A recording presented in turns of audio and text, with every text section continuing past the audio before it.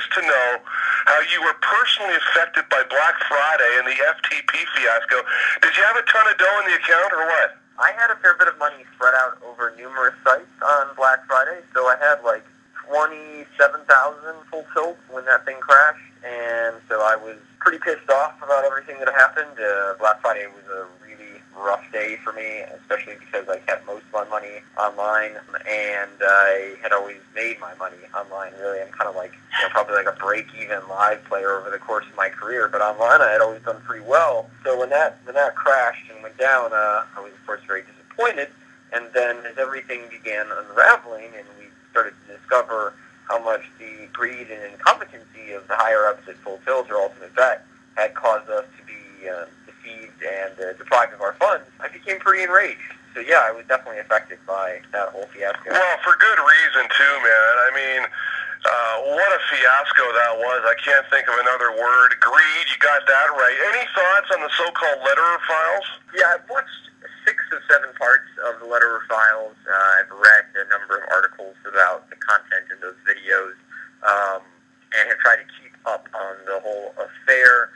Generally, I came away feeling that Howard has a remarkably accurate memory on matters that would indicate he was kind of not such a bad guy, and he was not the one liable for everything that happened there, and that other people really screwed this up, but that his memory was less clear on a lot of matters, which could have indicated that he was more liable, or that what happened was his fault. But mostly what I came away thinking and feeling was everyone, even like Howard, when they asked him, what did you think of Ray? Did you think he was competent? And he's like, oh, well, he wasn't exactly traditionally qualified, but he was Chris's friend, so I thought he'd be fine. Like, everybody seems to think that Ray Bitar was a moron. This seems to be agreed unanimously throughout everyone who came close to Full Tilt Poker. So kind of the theory I've concocted is that Ray was, this is not my unique theory, is that Ray was somebody who was put in place because for Howard and Chris, he could both provide, the guy who put his signature on all the contracts and a potential fall guy if something ever happened in the United States legally, because they knew going in that that was something that would be a potential issue down the line.